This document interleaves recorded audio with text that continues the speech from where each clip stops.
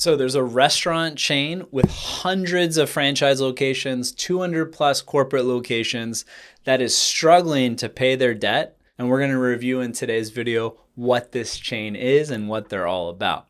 So it's actually two brands. You have Checkers and Rally's, two restaurant chains that are based here in Florida, in Tampa. The average unit volume for Checkers and Rally's is about $1.1 million.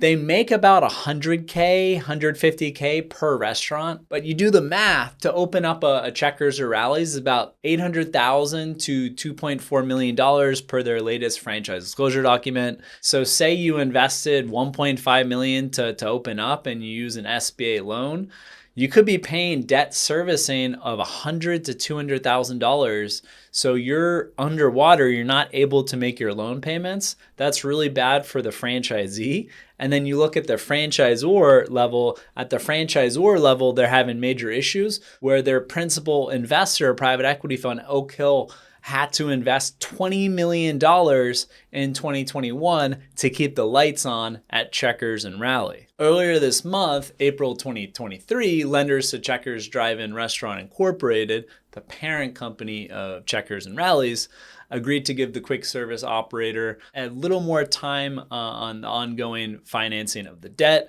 Remember, they have 200 plus corporate restaurants that are operating, as well as the franchise brands. And if they're having issue with those corporate restaurants, it's going to negatively affect the level of service that they provide to the franchisees under both the Rally's and Checkers brands.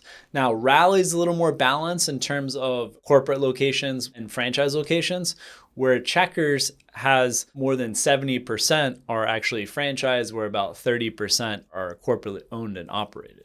So the lenders luckily have entered an agreement allowing Checkers to get their act together, come up with some different strategies. The company does say the business operations and cash flow remain strong.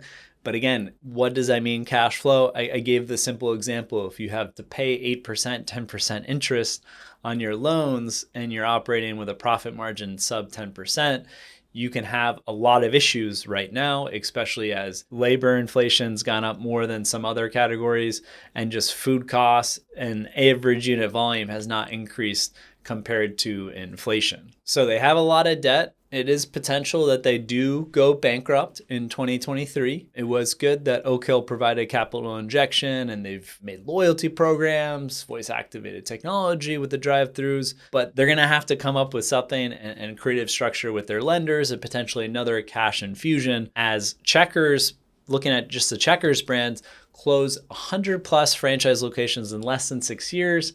Not good when they only have about 400 franchise locations. Rally's continues to close more franchise locations than they open. Again, Rally's has a bigger percentage of corporate locations compared to Checkers. An average unit volume, the sales were up, but 1%, 3%. It didn't even keep pace with inflation, and costs keep on going up at a much higher rate. So franchisees are struggling. It appears their corporate locations are also struggling. So we will be closely tracking what Checkers and Rally's does at the parent company level. Hopefully they do not enter into bankruptcy procedures and they're able to turn the ship around. I hope you found this video informational. Let us know if there's other franchise brands that you see are having issues on the financial side, whether at the franchisee level and or at the franchise brand level. Hope you enjoyed this video. If you're a Checkers or Rally's franchisee, I'd love to hear from you. Shoot me an email at patrick@vettedbiz.com. I'd like to hear more about your experience.